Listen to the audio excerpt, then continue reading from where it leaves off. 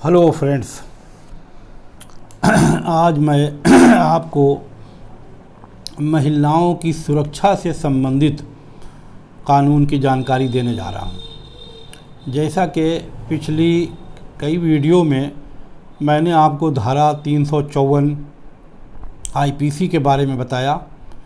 ये महिलाओं को सुरक्षित करने की धारा है। उसके बाद धारा 354 ए, बी इनके बारे में बताया। आज मैं आपको एक ऐसी धारा के बारे में बता रहा हूँ जो आपके लिए बहुत ही ज़रूरी है कि आप इसको जानें, क्योंकि अनजानते में भी अगर आप ये अपराध कर देंगे तो भी आप दोषी हो जाएंगे। आज मैं आपको जो जानकारी देने जा रहा हूँ वो धारा 354 आईपीसी यानी धारा 354 आईपीसी डी 354 डी आईपीसी के बारे में जानकारी देने जा रहा हूँ। ये 354 पूरे तौर से महिलाओं की सुरक्षा के लिए कानून में बनाई गई है। कुछ दिनों पहले इसमें संशोधन किया गया था, जिसमें इसमें ए, बी, सी, डी जोड़ी गई थी, जो और ज़्यादा महिलाओं को सुरक्षित करने के इरादे से जोड़ी गई थी, जिससे महिलाएं घर बाहर सड़क पर सब जगह सुरक्षित महसूस करें और सुरक्षित रहें। उसी से संबंधित धारा 354 डी आईपीसी, जिसके बारे में आज मैं आपको बताने जा रहा हूं। इससे पिछली धारा 354 और 354 ए, बी, सी सब में मैं आपको विस्तार से बता चुका हूं। और ये एक ऐसी धारा है कि इसकी जानकारी होना भी पुरुषों के लिए बहुत ज़रूरी है, लड़कों के लिए बहुत ज़रूरी है, क्योंकि कभी अनजानते में भी वो ये अपराध कर देते हैं, उन्हें पता नहीं चलता है कि वो अपराध कर रहे हैं। अब ये क्या है, कैसे परिभाषित की गई है, मैं आपको बता रहा हूँ। किसी भी महिला को अगर वो सड़क पे जा रही है और आपने उसका पीछा किया या आपने उसको घूरा, एक बार आपने उसको घूरा, दो बार घूरा, उसका पीछा किया, उसे लगने लगा कि आप उसका पीछा कर रहे हैं, आप पता लगा रहे हैं वो किधर से आती है, कहाँ जाती है, आप उसको घूर रहे हैं, अगर आपने उसको घूर भी दिया तो भी आप 354 डी आईपीसी के अपराधी हो गए।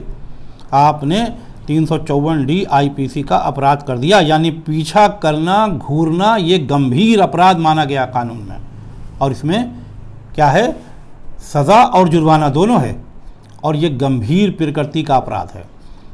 तो अगर कोई महिला अपने घर से निकलती है, आज आपने उसको देखा और आप घूर रहे हैं और आप उसका पीछा कर रहे हैं, आप पता लगा रहे हैं ये कहाँ से निकल रही है, कहाँ जा रही है, किससे मिल रही है, क्यों मिल रही है, मिल के क्या करती है, उसके बारे में जानकारियाँ कलेक्ट करने की कोशिश करी, आपने इकट्ठा करी और उसको ये लगने लगा कि आप उसका पीछा कर रहे हैं, तो फिर आप बहुत गंभीर किस्म का अपराध कर रहे हैं।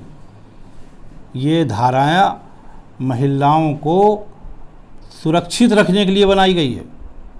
और ये अच्छी तरह समझ लें कि कठिन मुकदमा होता है, ये आसान नहीं होता है। इसमें ज़मानत भी आसानी से नहीं मिल जाती है, ये गैर ज़मानती अपराध है। और इसमें ख़ास बात एक ये है कि अगर एक बार आपने ऐसा करा और अपराध सिद्ध हो गया, पहली बार में आपको 3 साल की सज़ा हो सकती है और प्लस जुर्माना, दोनों हो सकते हैं। और अगर आप इसके आदी बन गए कि आपने ये रोज़ाना करना शुरू कर दिया और दूसरी बार कहीं आपके ऊपर इस धारा का मुकदमा 354 डी का आईपीसी लग गया, तो फिर क्या होगा, फिर आपकी सज़ा बढ़ेगी, सेकंड टाइम सज़ा बढ़ जाएगी। और फिर सज़ा कितनी होगी, 5 वर्ष की कठोर सज़ा और प्लस जुर्माना। अगर दोष सिद्धि पाए गए, यानी आपके खिलाफ दोष साबित हो गया, तो दोष साबित होने पर आप इस सज़ा और जुर्माने के हकदार बन गए आपको सज़ा मिलेगी। और अगर बार बार आप ये करते रहे तो फिर आप समझ लीजिए कि क्या होगा, फिर तो दिक्कत आई जाएगी। तो ये एक ऐसा अपराध है कि पीछा करना अपराध है, किसी को घूरना अपराध है। और अगर आपने करा, बार बार करा, तो आप समझ लें सज़ा बढ़ रही है। अगर कोई महिला कहीं भी जा रही है, अकेली हो, किसी के साथ हो, और अगर उसको ये लग गया कि आप उसका पीछा करते हैं, तो उसे कुछ नहीं करना है, खाली बहुत मामूली सा काम कि पुलिस को इन्फॉर्म कर देना है। बाकी काम फिर पुलिस देख लेती है।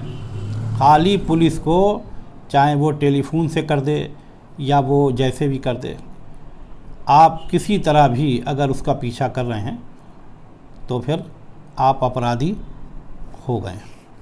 और जैसे कि पहले बता चुके हैं आपको पिछली धाराओं में कि महिला का शील भंग करना, महिला का फ़ोटो खींचना, छुप के फ़ोटो खींचना, या उसको उसके कपड़ों पर आप उतारने की कोशिश करना या उतरवाने की कोशिश करना, ये सब अगर आपने करा तो आप इसी श्रेणी में आ जाएंगे और आपकी सज़ा बढ़ती रहेगी। शुक्रिया, धन्यवाद। अगर ये वीडियो आपको पसंद आए तो लाइक करें, शेयर करें और अपने दोस्तों को भी बताएं। और अगर आप पहली बार ये चैनल देख रहे हैं तो सब्सक्राइब कर लें